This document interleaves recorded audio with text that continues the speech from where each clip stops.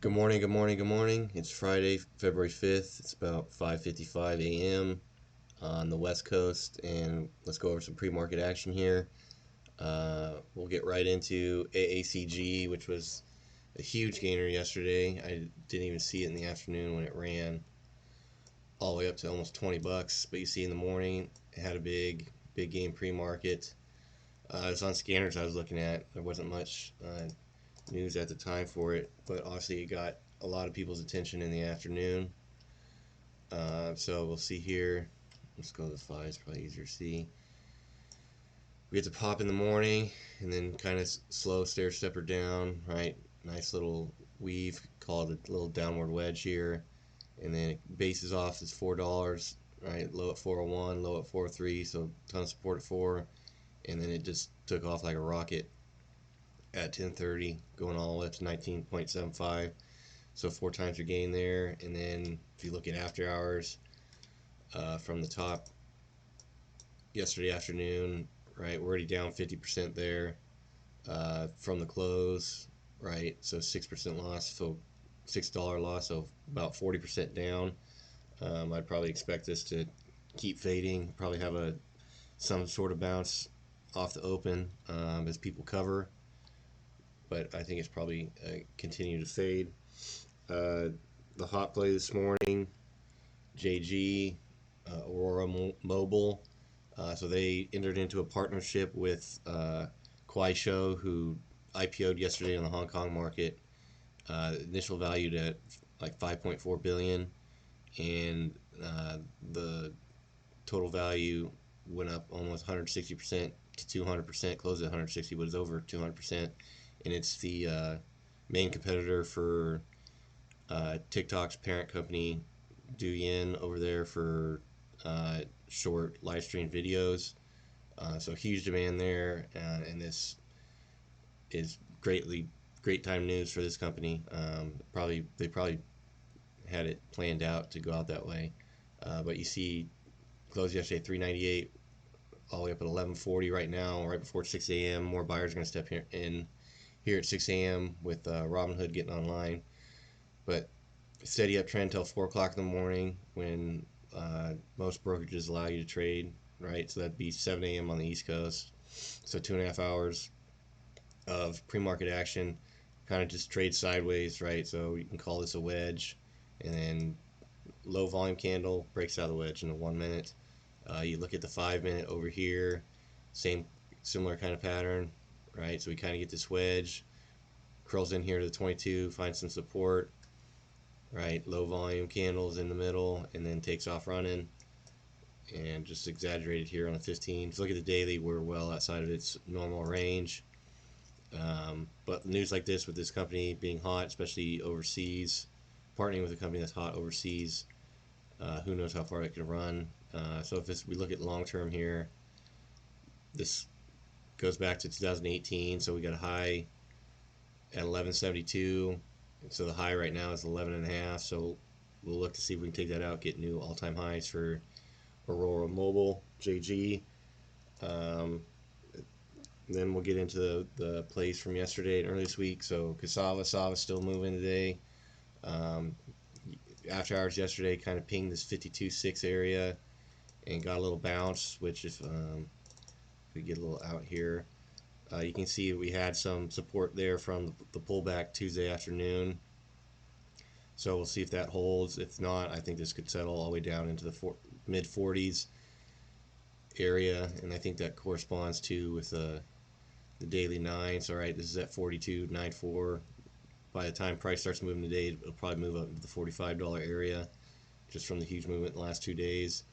RSI still at 72, so that's right on the border of being oversold. So you could see some more profit taking, and then as the moving averages keep working down, we'll probably look up into there as each bar. So the 200 here on the 5, 200 on the 1. Down here on the right, you got the 50 and the 200. Probably look to keep those as resistance, so the price will rise into it and then sell off. So I expect that to keep going down. It's already on SSR because of how much it was down yesterday. So shorting can be only on upticks. So we'll see how that affects the price. But ANAVEX Very similar pattern, right? They're moving in sympathy. It's moving in sympathy to SAVA's news. Um, but chart almost looks the same, especially this morning. Pop 430, starting to sell off. Daily on the RSI is at 92, so still way oversold. And this one should have shares of short. Interactive Brokers has it for me, and so I'll be looking for this to any price increase rising into a moving average or previous support from yesterday. So if you look here, bottom left on the 15, so pre-market price here got to about 16 bucks.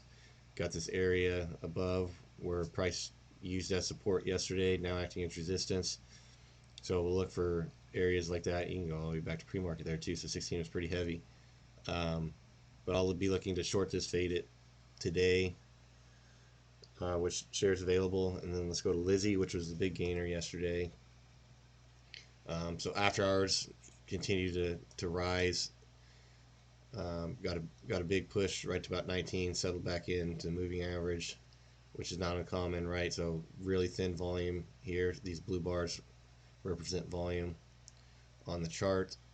So pretty calm second half of the afternoon, after hours, and then the first thing this morning, big spike up to 20, and then it's been pretty common this week that the big spikes that happen at 1, 2 a.m. they sell off, having a GameStop, AMC, SAVA, CPSH did it the first time and had a bounce during the day.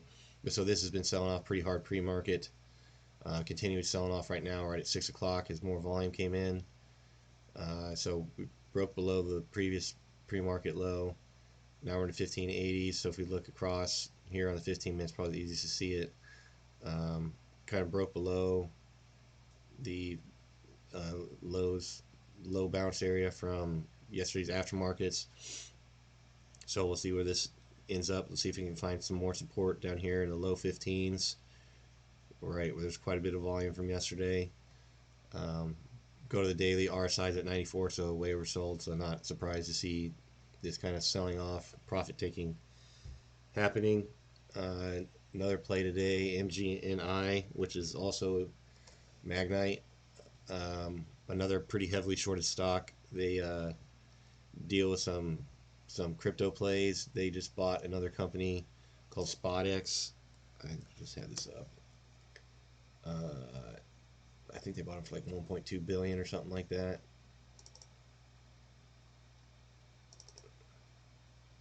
Yeah, 1.17 billion stock and cash.